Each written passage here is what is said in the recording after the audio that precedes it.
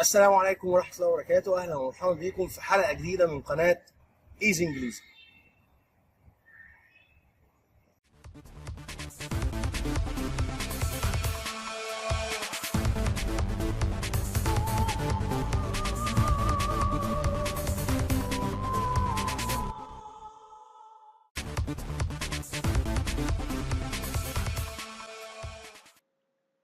السلام عليكم ورحمة الله وبركاته طلبة وطالبات الشهادة الإعدادية، أهلا ومرحبا بكم في حلقة جديدة. معاكم مستر تالته من قناة إيزي إنجليزي. النهاردة زي ما هو واضح إن شاء الله إحنا هنبدأ مع آخر شابتر من بلاك بيوتي. القصة بتاعتنا إن شاء الله إحنا النهاردة شابتر 3 بارت 1 الجزء الأول. تعالوا إن شاء الله نبدأ زي ما إحنا متعودين مع دعاء المذاكرة.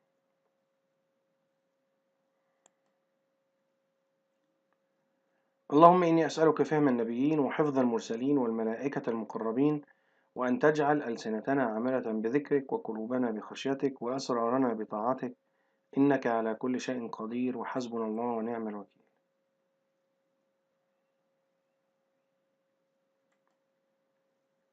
Chapter 3 بعنوان جو جرينز lesson، درس هيتعلمه جو جرين أو درس جو جرين. قبل بس ما احنا نبدأ كمان مع Chapter 3 حابب أفكركم بآخر مواقف احنا مرينا بيها في Chapter 2. طبعا كانت الحريقة اللي حصلت وقدر بلاك بيوتي ان هو ينبه جينجر طبعا من الحريقة، وجون اللي انقذ الحصنة، وكانوا اصدقاء سكوير جوردون. يعني مبسوطين جدا ان هو قدر يعمل انجاز زي ده، ان يقدر شخص يخرج ويسيطر على حصان اثناء الحريقة. ده كان شيء يعني هم بيعتبروه اعجاز او انجاز مش اي حد يقدر يعمله. وانتهى الفصل على كده بانهيار طبعا المبنى بمجرد خروج باقي الحصانة ووصول عربية المطافي. ده بس كان انا حابب اربط الاحداث ببعض. تعالوا كده ان شاء الله بقى نشوف chapter 3 الجزء الاول، او زي ما احنا بنقول الفصل الثالث الجزء الاول، هنتعلم فيه ايه.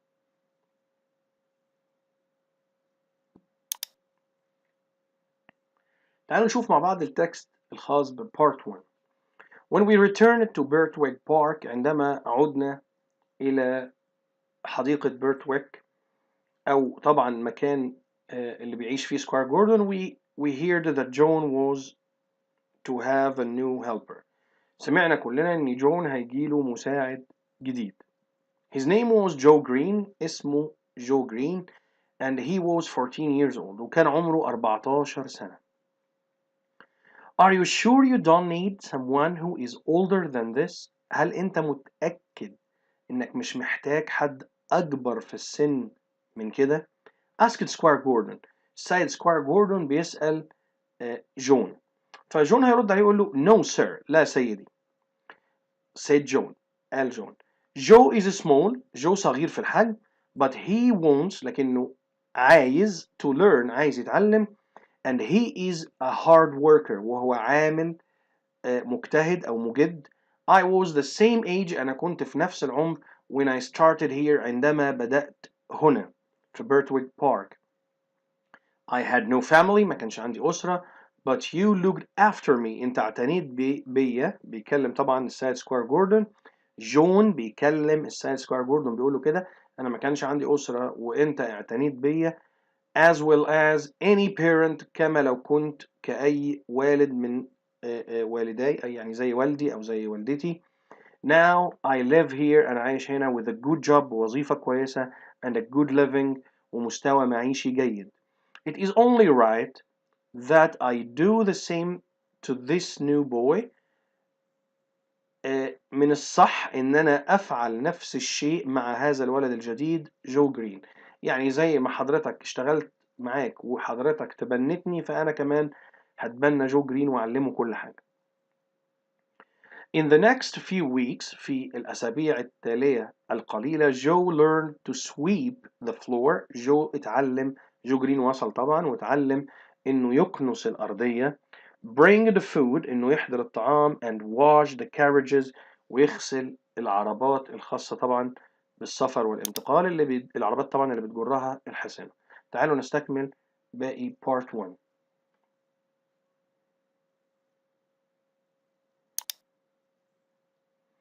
He was too small to brush Ginger or me. كان صغير في الحجم جدا، جو جرين يعني، لدرجة إنه ما يقدرش يستخدم مع جينجر الفرشة أو معايا أنا.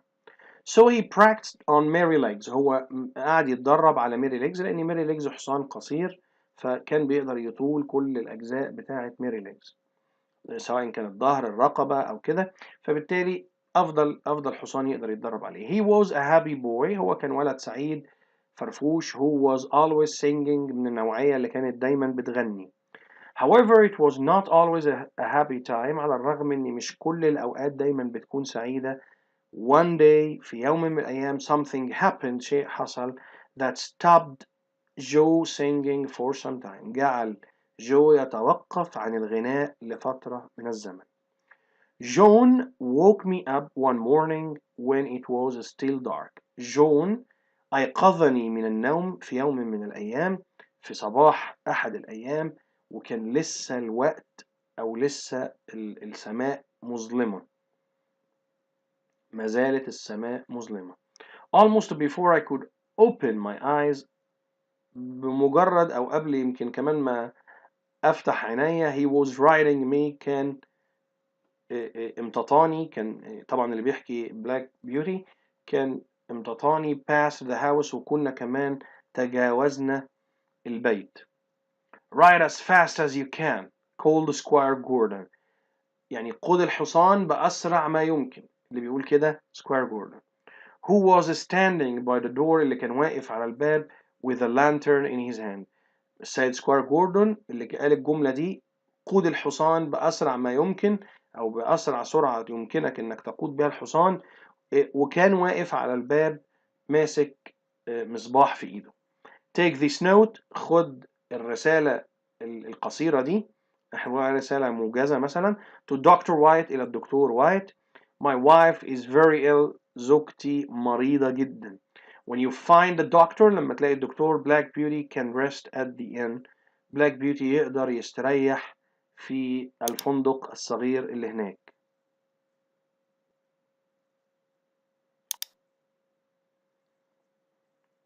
Yes sir. cried John. نعم سيدي. حاضر يا سيدي. كان بيصيح جون وهو بيقولها. And he rode me as quickly as he could through the village. وكان بيقودني بأسرع ما يمكن من خلال أو عبر، زي ما احنا بنقول، القرية. village يعني قرية. And out along the river. وبطول النهر. We went through another village. مرينا على قرية أو من خلال قرية أخرى. Through a dark wood. ومن خلال غابة مظلمة. Up and down hills.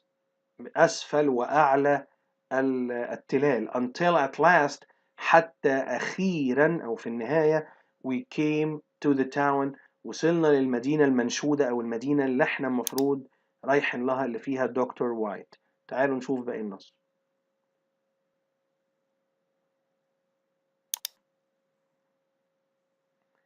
Everything was quiet and everyone was sleeping. كل شيء كان هادي، وكل شخص كان نايم أو الجميع كان نايم. طبعا هو احنا بنقول ازاي في صباح يوم والدنيا معتمة. صباح اليوم يا جماعة يعني بعد منتصف الليل عادي جدا. من بعد الساعة 12 هتلاقي الموبايل بتاعك بيبقى صباحا، فده مقصود بيها يعني. فبالتالي هم بعد كل المشوار ده برضو لسه واصلين والناس نايمة. Finally we arrived at Dr. White's house. أخيرا وصلنا لبيت السيد وايت أو الدكتور وايت. John knocked loudly. جون قاعد يخبط على الباب أو يطرق الباب بصوت مرتفع. On the doctor's door. على باب الطبيب أو باب الدكتور.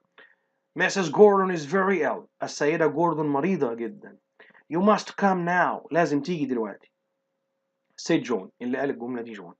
Passing the doctor the note. وكان بيدي الملحوظة أو الرسالة القصيرة لدكتور وايت. I will come at once. هاجي في الحال. But I have a problem. ولكن عندي مشكلة. يا ترى إيه مشكلة الدكتور؟ My son has taken my horse. ابني أخذ حصاني. And I do not have another. وأنا ما عنديش حصان آخر. Can I ride yours? هل أقدر أركب الحصان بتاعك؟ طبعا دي مشكلة كبيرة جدا، لأني لسه بلاك بيوتي واخد مشوار كبير جدا. فهيبدأ يرد جون. قال له he's very hot. الحصان يعني ساخن جدا. because he has run all the way here. لأنه كنا بنجري طول الطريق إلى هنا حتى نصل إلى هنا.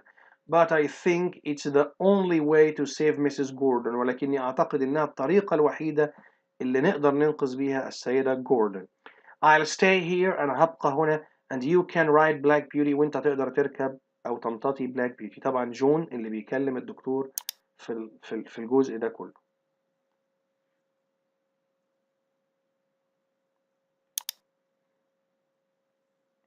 تعالوا نشوف الأسئلة الخاصة طبعا بالجزء الأول.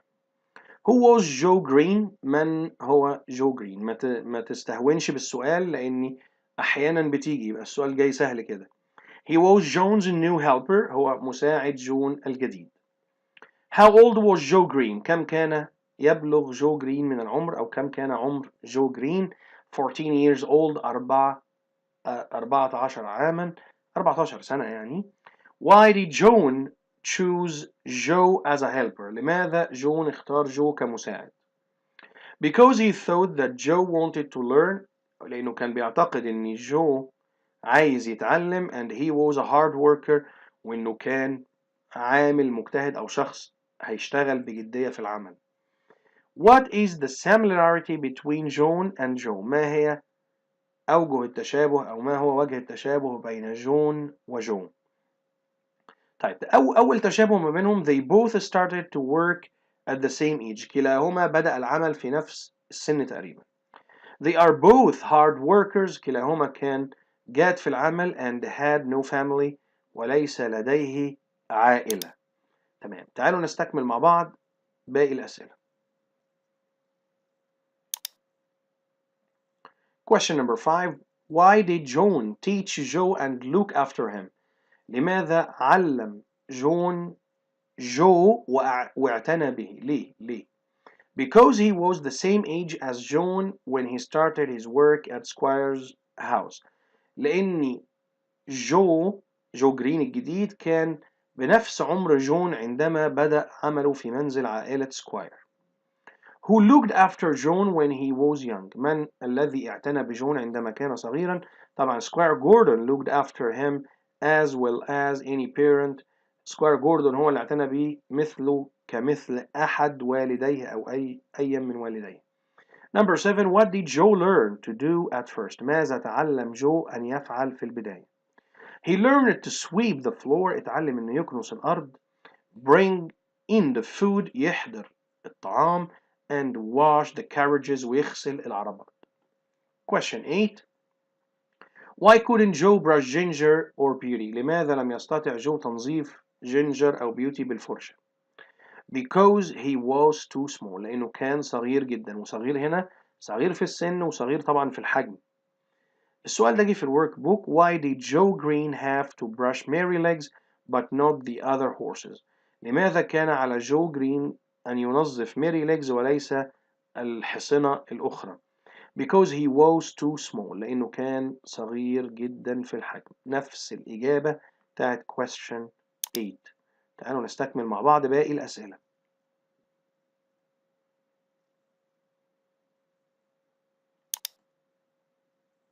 Question 10. What did Joe use to do when he was working؟ أو يتقال بطريقة تانية How do we know that Joe was a happy boy؟ طيب أول سؤال معناه ماذا كان يفعل جو عندما كان يعمل؟ وتاني سؤال كيف عرفنا إن جو ولد سعيد؟ طيب الإجابة واحدة. He was always singing. هو كان دايما بيغني. Question 11. What did Squire Gordon ask John to do when Squire's wife was ill؟ ماذا طلب السيد سكوير جوردن من جون أن يفعل عندما كانت طبعا زوجته أو زوجة سكوير مريضة؟ To ride as fast as he could. إنه يقود الحصان بأقصى سرعة ممكنة. And take a note. وياخد رسالة موجزة، رسالة قصيرة to Dr. White. للدكتور وايت. Number 12. Why did Squire Gordon ask John to ride fast؟ لماذا طلب سكوير جوردن من جون أن يقود بسرعة؟ طبعا because his wife was ill. لأن زوجته كانت مريضة. And to give Dr. White a note. وإنه يوصل بسرعة عشان يدي لدكتور وايت الرسالة القصيرة أو الرسالة الموجزة اللي فيها طبعا بيخبره إن هو لازم يجي عشان زوجته مريضة.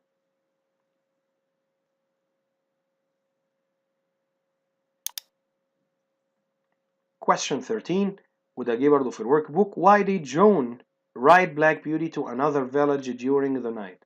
لماذا امتطى أو ركب جون بلاك بيوتي لقرية أخرى خلال الليل؟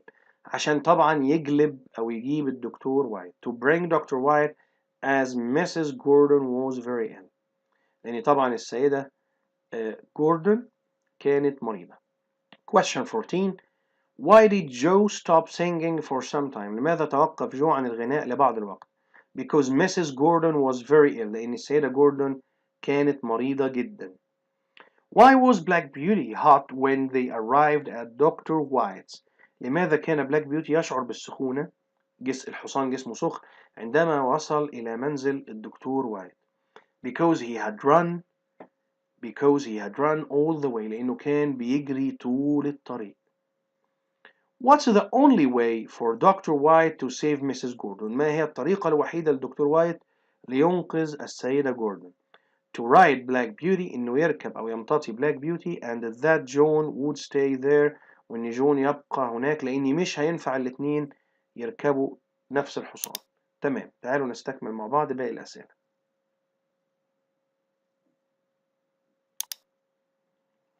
Question number 17 جه في الورك why did the doctor ride Black Beauty instead of his own horse؟ لماذا امتطى الطبيب أو الدكتور Black Beauty بدلا من حصانه الخاص؟ because his son لأن ابنه had taken his only horse أخذ حصانه الوحيد. طيب برضو question number 18 جه في الورك بوك why was Black Beauty not able to rest when John rode him to get a doctor in the night؟ لماذا لم يكن بلاك بيوتي قادرا على أخذ قسطا من الراحة عندما امتطى جون ليحضر الطبيب في الليل؟ طيب الإجابة طويلة شوية بس هنقسمها، يعني أنا ممكن أشيل منها جزء. because Dr. White had to ride لأن دكتور وايت اضطر إن هو يركب بلاك بيوتي to save Mrs. Gordon who was very ill عشان ينقذ السيدة جوردن اللي كانت مريضة جدا as his son had taken his only horse لأن ابنه أخذ حصانه الوحيد. طبعا أنا ممكن أشيل جزئية إن السيدة جوردن كانت مريضة، يعني أنا ممكن أقول كده because Dr. White had to ride Black Beauty لأن الدكتور وايت كان مضطر يركب بلاك بيوتي. مش لازم أقول بقى دي، هلحم على طول هنا as his son لأن ابنه had taken his only horse أخذ حصانه الوحيد من غير ما أقول طبعا إنه كان لازم ينقذ السيدة جوردن لأنها كانت مريضة جدا. طيب يا ريت كمان ما ننساش يا جماعة أسئلة التفكير النقدي critical thinking questions، يا ريت نقراها، هي ما بتتحفظش لأن آرائنا بتختلف من شخص لآخر، ولكن احنا كلنا بنتفق إن دايما رأيي يكون إيجابي، يعني يا ريت نخلي بالنا من الجزئية دي، رأيي دايما يكون إيجابي عشان بس تتحسب لي صح، محدش يتلكك لي على حاجة.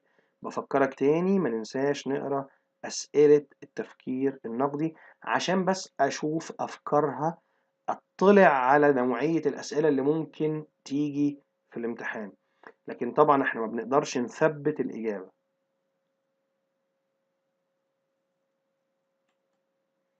هنا بنكون وصلنا لنهاية حلقتنا، يا ريت ما ننساش لايك وشير وما نحرمش الغير، لايك وشير وما توقفش الخير.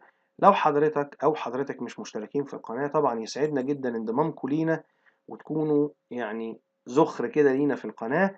يا ريت كمان ما ننساش نفعل زر الجرس، تفعيل زر الجرس مهم جدا لأن مع نزول كل حلقة جديدة بيديك إشعار بإن في حلقة جديدة نزلت، فبتكون قادر على إنك تتابع معانا أول بأول.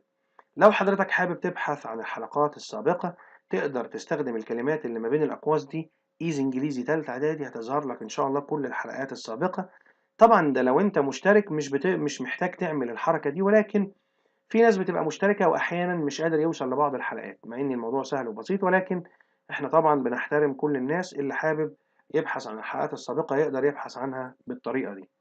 على الشريط اللي تحت هتلاقي هاشتاج بيظهر قدامك باللغة الإنجليزية، تقدر تبحث بيه عن لو استخدمته يعني في فيسبوك هتبحث بيه عن الجروب بتاعنا والصفحة بتاعتنا. يا ريت برضو تشترك لأن يشرفنا اشتراككم وانضمامكم لينا.